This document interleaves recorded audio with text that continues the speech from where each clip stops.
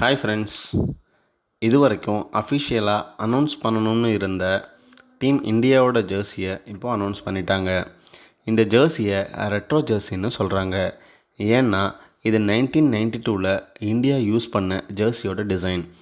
அது மாதிரி உள்ள டிசைனை தான் இப்போது இந்தியா ஆஸ்திரேலியாவுக்கு எதிரான சீரீஸில் யூஸ் பண்ண போகிறாங்க. அந்த ரெட்ரோ ஜெர்சியோடு இருக்கிற ஒரு பிக்சரை தவான் இப்போ சோஷியல் மீடியாவில் ரிலீஸ் பண்ணதோடு இல்லாமல் அவர் ஒரு அட்டகாசமான ஸ்டேட்டஸும் வச்சுருக்காரு ஃப்ரெண்ட்ஸ்.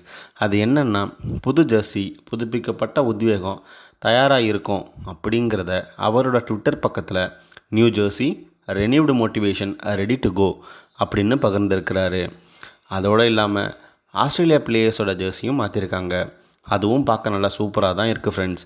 ஐபிஎலுக்கு அப்புறம் இந்த ஆஸ்திரேலியா வர்சஸ் இந்தியா சீரீஸை கிரிக்கெட் ரசிகர்களான நம்ம எல்லோரும் ரொம்ப ஆவலாக எதிர்பார்த்து காத்துக்கிட்டு இருக்கோம். இந்த நிலமையில் வர நவம்பர் 27 ஓடிஐ ஸ்டார்ட் ஆக போகுது.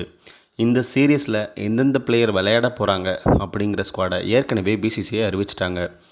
இப்போ எல்லா பிளேயர்ஸும் பபிளில் இருக்காங்க. உங்களுக்கு ஏற்கனவே பபிளை பற்றி தெரியும்னு நினைக்கிறேன். அப்படி தெரியாதவங்க கமெண்ட்டில் லீவ் பண்ணுங்கள். இது போன்ற சுவாரஸ்யமான அப்டேட்ஸை உடனுக்குடன் தெரிஞ்சுக்க நம்ம ஆர்ஜி ட்ரெண்ட்ஸ் சேனலை சப்ஸ்கிரைப் பண்ணிக்கோங்க. அப்படியே பக்கத்தில் இருக்கிற பெல் ஐக்கானை தட்டி விடுங்க. நன்றி, வணக்கம்.